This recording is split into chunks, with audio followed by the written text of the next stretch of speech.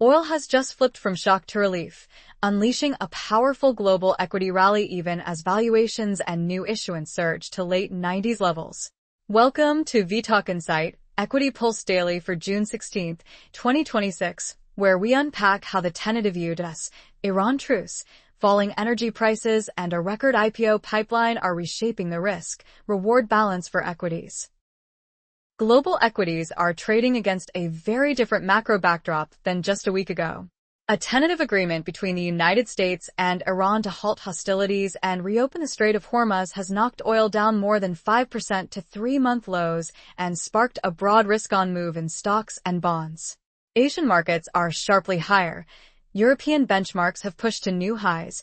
The S&P 500 gained about 1.6% on Monday, and the VIX Volatility Index has dropped from above 22 last week to near 16.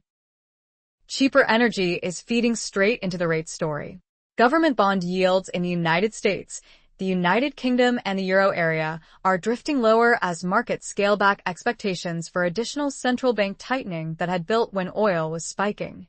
Pricing now points to only a modest further move from major central banks this year and a long plateau rather than imminent cuts, a mix that can be quite supportive for equities when inflation pressures are easing but growth is still holding up. The peace framework itself is fragile, and that fragility matters for risk assets. Key questions around Iran's nuclear program, sanctions relief, and access to frozen assets remain unresolved. Israel has rejected the deal and signaled continued operations against Hezbollah, and shipping companies are asking for hard guarantees on safe passage and insurance before normalizing traffic through Hormuz. Even with a 60-day ceasefire and a temporary waiver on tanker tolls, oil and gas flows are unlikely to snap back to pre-war levels quickly, especially given lasting damage to infrastructure, such as Qatar's Ras Laffan LNG facility. That is why, despite the headline decline, crude benchmarks are still hovering around $80 and markets continue to attach a risk premium to energy. Oil-driven inflation usually has only limited pass-through to core, but the recent episode showed how quickly gasoline prices can reshape the macro narrative. Only a few days ago, higher fuel costs were driving an energy-led inflation flare-up that kept central banks on a hawkish footing. Today's disinflation pulse may therefore be real, but it may also be short-lived if supply snarls or geopolitics resurface.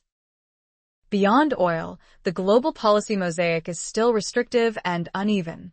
The Federal Reserve is widely expected to hold rates steady and remove its easing bias at the upcoming meeting, with cuts pushed out towards 2027, and there is growing discussion that the new chair, Kevin Warsh, could lean more hawkish and offer less forward guidance, a combination that markets have not fully priced into rates volatility.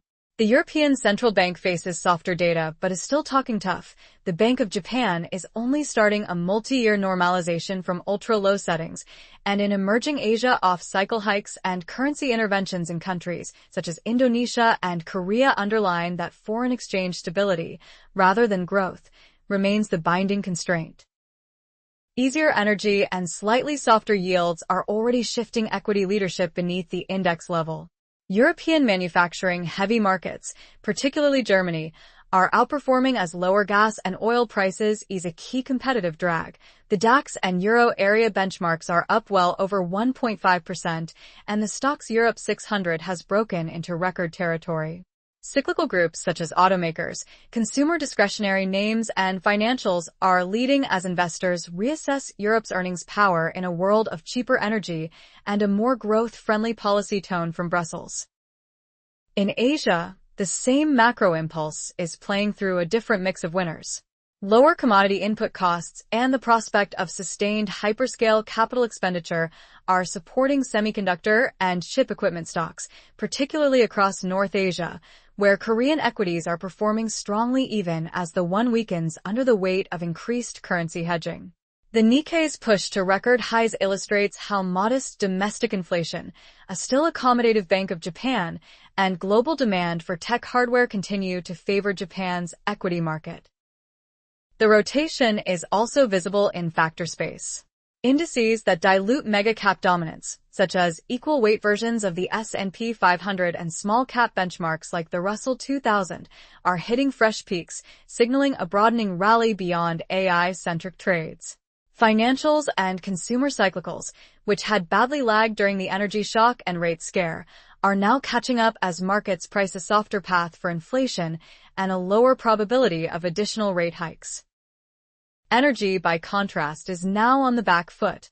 Oil majors including BP, Shell, and Total have fallen roughly 4 to 5% alongside crude, and broader energy indices are underperforming the tape.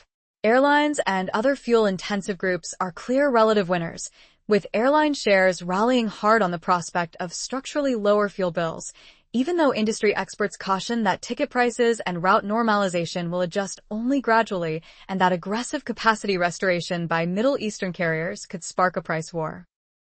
The cross-asset picture is not entirely one way. Gold is up more than 2% and silver over 3% even as equities climb, pointing to persistent demand for hedges despite improved risk appetite. That tension between a clear risk-on tone in equities and ongoing bids for safe havens highlights that the new regime rests on a political truce rather than a durable economic inflection, and sector leadership could change quickly if headlines around Iran, Ukraine, or tariff shift. Beneath the macro noise, the earnings engine for equities is still running hot. In the United States, corporate profits are close to record highs, with sectors such as semiconductors becoming structurally less cyclical and consensus still pointing to roughly 20% earnings growth for the S&P 500 over the next 7 quarters. Importantly, recent index gains have been driven more by upside earnings surprises than by multiple expansion, suggesting that this leg of the rally is still fundamentally earnings-led rather than purely liquidity-driven. A key support for that earnings story is the historic build out of AI and digital infrastructure. Hyperscale capital expenditure is projected to rise roughly sixfold between 2023 and 2028, and AI-related spending is already running ahead of the late 1990s telecom and media boom even as a share of global GDP.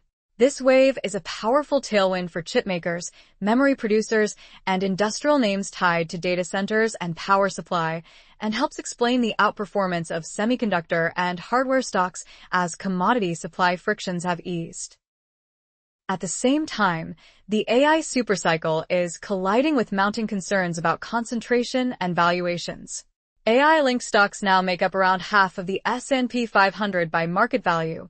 Overall, U.S. equity valuations and profit expectations have returned to levels last seen in 1999, and history shows that companies trading above 100 times revenues have rarely produced strong long-term equity returns. Investors are becoming more discriminating, increasingly rewarding AI spending that comes with clear monetization while questioning open-ended capex plans, particularly as share prices in some hyperscalers have come under pressure. Regulation is adding a further layer of uncertainty to the AI trade. U.S. export controls have forced Anthropic to restrict access to its most advanced models for foreign nationals, effectively shutting off a large part of its potential user base and highlighting how quickly national security decisions can disrupt even leading-edge providers. G7 discussions on AI export controls and technological sovereignty, alongside efforts in Europe and Canada to build domestic AI and defense ecosystems, point to more intervention, which could slow adoption, complicate IPO plans for firms like Anthropic, and ultimately reinforce the competitive position of large incumbents such as Alphabet and Meta. A second structural theme for equity markets is the shift in supply dynamics.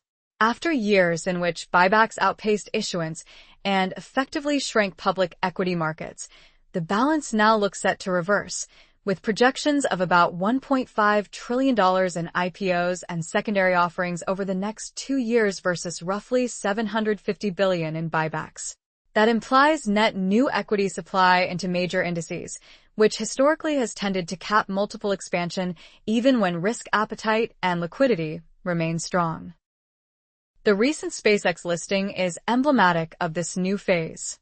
The shares have been extremely well received, rallying close to 20% from the offer price with orderly trading, and they have catalyzed expectations for a record wave of tech and AI-adjacent IPOs. Venture and private equity investors are looking at one of the largest paydays in their history, and retail participation has been exceptional, underlining how deep the current risk on mood runs for high-growth technology and space-related stories. Yet the details around SpaceX also crystallize the risks. The company is reportedly valued at around 110 times revenues, with Elon Musk projecting a jump from well under $20 billion of sales today to as much as $1 trillion by the early 2030s, driven by Starlink, AI compute infrastructure, and a dominant launch franchise. While SpaceX is widely seen as technologically a decade ahead and Starlink's global coverage is a genuine asset, growth there is already slowing. The core launch business remains unprofitable, and a recent pivot from developing proprietary AI models to leasing cloud capacity points to a lower margin path, echoing historical patterns where triple-digit revenue multiples have rarely translated into strong long-run equity returns. Elsewhere in single names, markets are sending similarly mixed but informative signals. In media, Fox's proposed $22 billion acquisition of Roku has driven Roku shares sharply higher on anticipated streaming synergies and reached to around 100 million households, while Fox's own stock dropped about 12% as shareholders question both price and strategic direction. In AI, abrupt U.S. restrictions on Anthropic's models have injected real operational risk for enterprises reliant on that stack, reinforcing the need to think about vendor concentration, just as credit markets, buoyed by robust earnings and tight spreads, quietly flag a gradual rise in defaults beneath the surface of otherwise strong capital markets. To pull this together, the tentative Iran truce and reopening of the Strait of Hormuz have delivered a sharp disinflation pulse, lower yields, and a powerful risk-on swing, broadening equity leadership from AI megacaps to airlines, cyclicals, and Europe. At the same time, the peace remains fragile. Energy still carries a risk premium. Central banks are holding policy in restrictive territory. AI-driven capex is pushing valuations and concentration back toward 1999-style levels, and a record IPO wave led by SpaceX is turning equity supply from a tailwind into at least a partial headwind. The key signals from here are the implementation of the Hormuz deal and actual oil flows, the tone from the Federal Reserve and other central banks this week, the behavior of breadth between AI leaders and the rest of the tape, and the market's capacity to digest the coming issuance without forcing a valuation reset. This video is for information only and is not investment advice. If you found this video useful, please like and subscribe to @vTalkInsight. Alternatively, visit vTalkInsight.com to chat with our specialized AI market assistant and access the latest interactive market insights.